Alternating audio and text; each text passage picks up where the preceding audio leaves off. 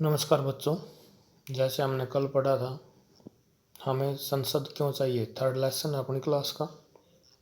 तो अब आगे पढ़ेंगे इससे कुछ एक पार्ट की थे। जैसे हमने बताया था लोकसभा, राज्यसभा और राष्ट्रपति संसद के 3 अंग हैं। सदन 2 हैं, लोकसभा और राज्यसभा। इस प्रकार से ये सारी चीज़ें हैं।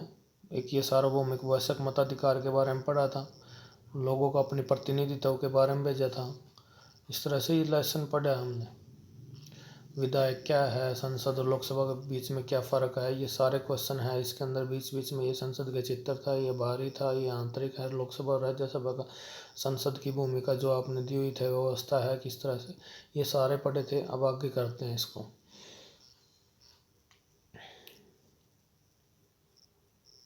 यहाँ से राष्ट्रीय सरकार का चुनाव करना, यहाँ से पढ़ना शुरू करेंगे हम।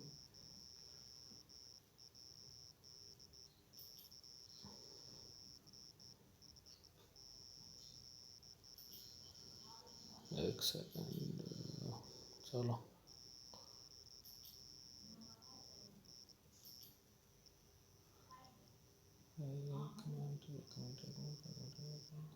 यहाँ से करेंगे शुरू। भारतीय संसद में राष्ट्रपति और 2 सदन होते हैं। मैंने कल ही बताया था, संसद के अंदर 2-3 चीज़ें हैं, एक राष्ट्रपति, 2 सदन, एक राज्यसभा और एक लोकसभा। राज्यसभा ऊपरी सदन है, लोकसभा निम्न सदन। लोकसभा के अंदर चुनाव के बाद सांसदों की सूची बनाई जाती है, यानी कि जो जीत कर गए लोगों ने जब चुनाव में भाग लिया है, उस चुनाव में जो जीतते हैं, लोकसभा के चुनाव में, वो संसद में जाते हैं जिसको लोकसभा कहा जाता है। और दूसरे हैं जो हमारे एमएलए हैं, वो क्या है, चुनकर राज्यसभा में भेजते हैं। इससे पता चलता है कि किस राजनीतिक दल में कितने सांसद हैं, यानी कि उसके अंदर जो गिनती होती है उसके अंदर ये पता चलता है किस पार्टी के सांसद कितने जीत कर लोकसभा में गए हुए हैं।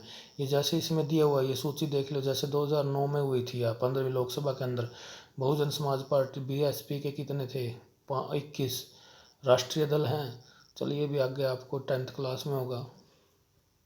116 बीजेपी के, communist party of India 4, communist party of India मार्क्सवादी 16, 206 इंडियन नेशनल कांग्रेस के, नेशनलिस्ट कांग्रेस पार्टी एनसीपी 9 और राष्ट्रीय जनता दल 4। यानी कि ये तो थे राष्ट्रीय दल, यानी पूरे देश में जो चुनाव लड़ सकते हैं इनको परमिशन देता है चुनाव आयोग। और बाकी है राष्ट्रीय क्षेत्रीय दल, यानी कि जो अपने क्षेत्रीय दल, क्षेत्र विशेष में जो हरियाणा में सक्रिय हैं या पंजाब में सक्रिय हैं, वो ऐसे दल हैं, उनको बोलता है क्षेत्रीय दल या प्रांतीय दल। चलो आगे पढ़ते हैं। यदि कोई राजनीतिक दल सरकार बनाना चाहता है, उसको निर्वाचन सांसदों में बहुमत प्राप्त करना होता है। चूंकि लोकसभा में 543 निर्वाचित सदस्य और 2 मनोनीत सदस्य होते हैं, यानी कि जब कल बातें हुई थी ना, 543 क्या थे, निर्वाचित, यानी कि लोगों द्वारा चुने हुए सदस्य थे, और 2 मनोनीत। टोटल 545 थे ना, उसमें 2 मनोनीत। मनोनीत कौन होते हैं, जो एंग्लो इंडियन, जिसको राष्ट्रपति मनोनीत करता है।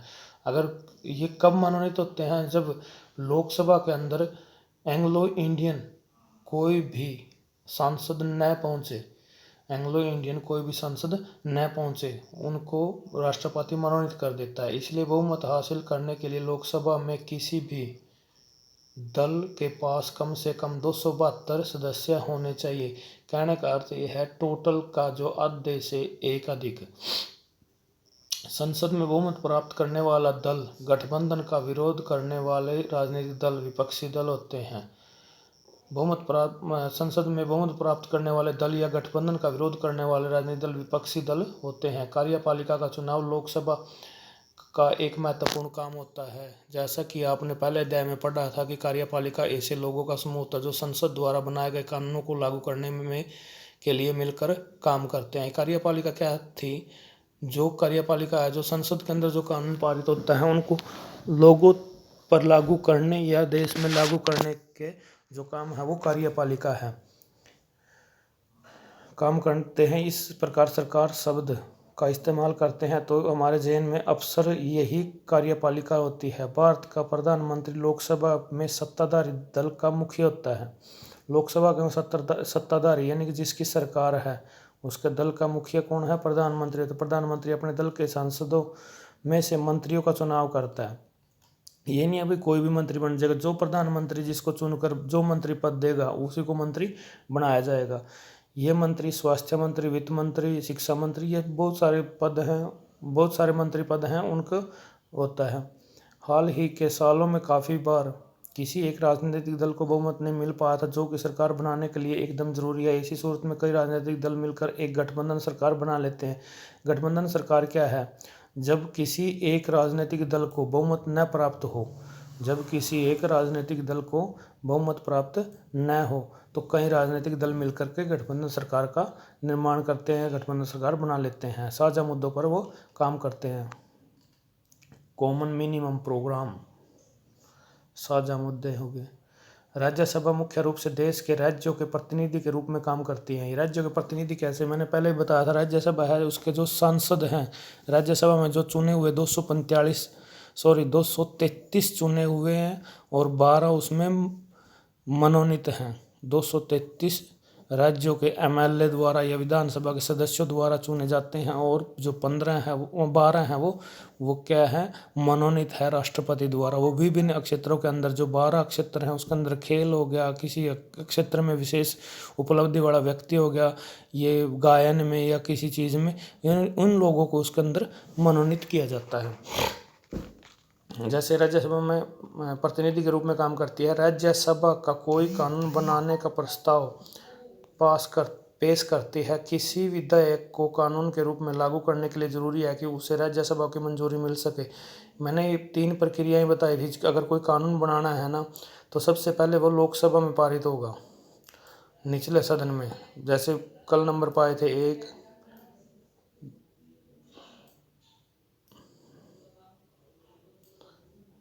2 और 3।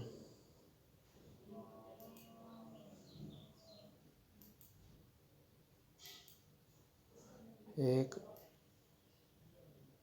2 और 3।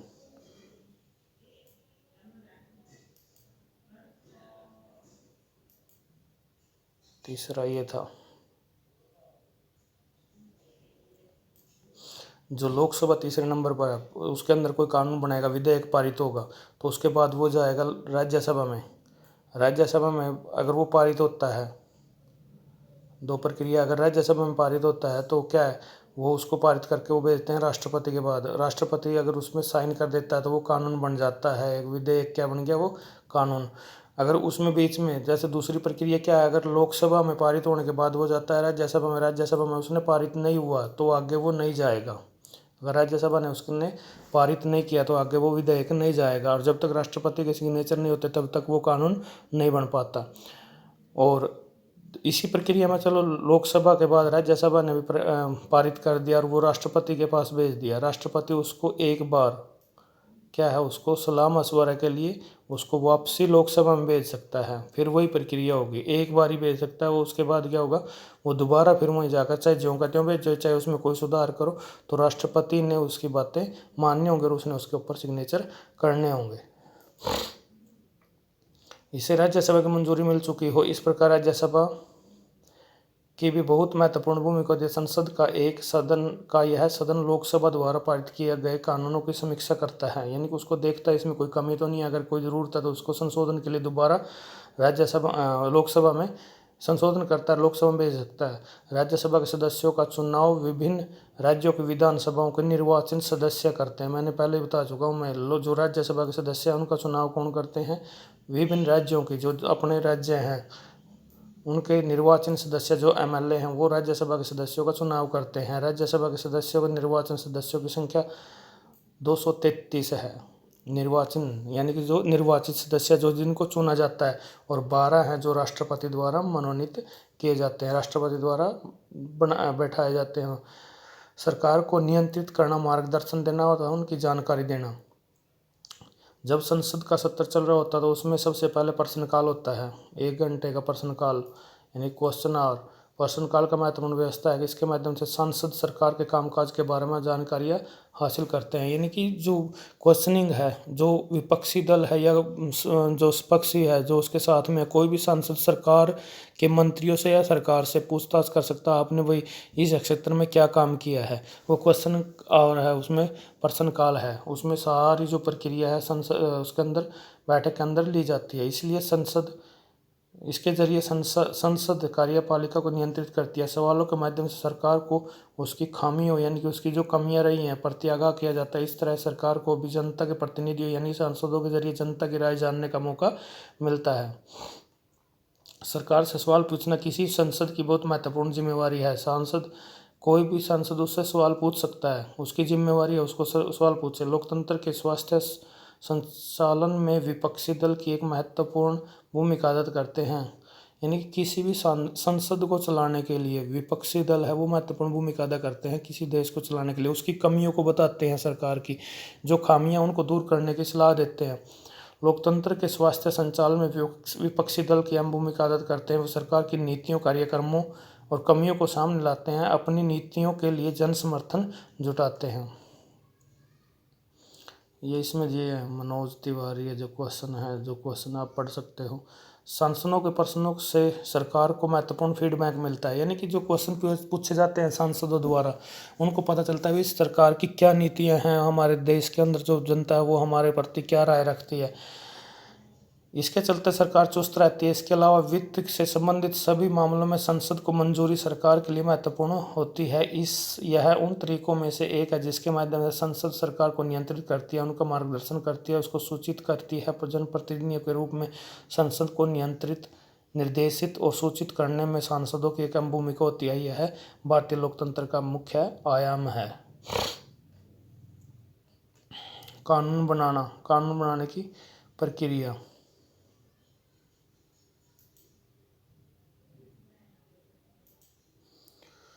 कानून बनाना एक महत्वपूर्ण काम है। इसके बारे में अगले अध्याय में पढ़ेंगे। जैसे मैंने बता दिया कानून कैसे बनेगा, अभी पीछे बताया था भाई सबसे पहले लोकसभा में पारित होता है कोई भी विधेयक, उसके बाद वो राज्यसभा में जाता है, राज्यसभा के बाद वो राष्ट्रपति के पास जाता है, एक प्रक्रिया। तो यह सीधा कानून बन गया, राष्ट्रपति ने साइन किया।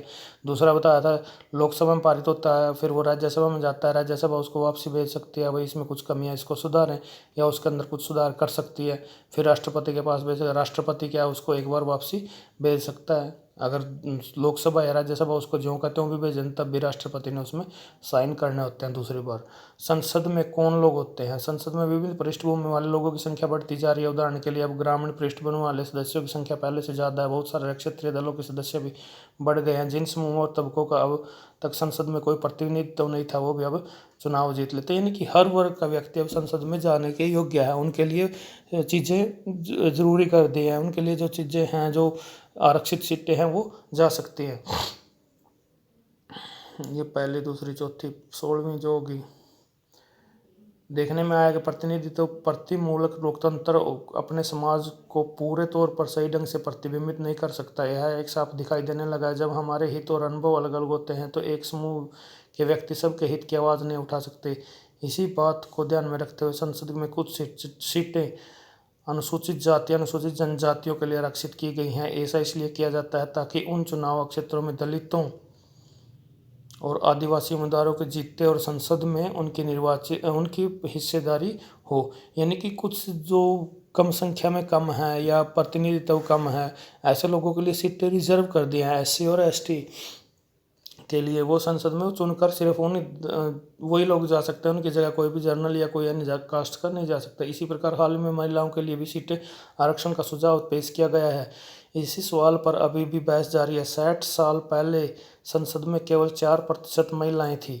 आज भी उनकी संख्या 11% तक जरा सा ऊपर पहुंच गई है। अब जब आप इस बात पर ध्यान देते हैं तो आधी आबादी औरतों की ओर यह साफ हो जाता है कि संसद में उनको कम जगह मिल रही है। इस तरह से मुद्दों की वजह से हमारा देश ऐसे बड़े कुछ मुश्किल अनसुलझे सवालों से जूझ रहा है। हमारी लोकतांत्रिक व्यवस्था वाकई प्रतिनिधि तक या नहीं है। इस तरह से चलो ये लेसन बेटे आपका कंप्लीट हो गया।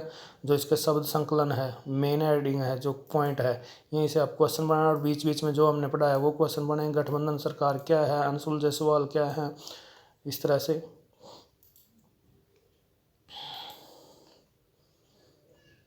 ये अभ्यास के क्वेश्चन है। अभ्यास के क्वेश्चन आपके कल डाले जाएंगे, जो भी होंगे अभ्यास के, जो एक्स्ट्रा होंगे कुछ क्वेश्चन वो भी डाल लूँगा मैं।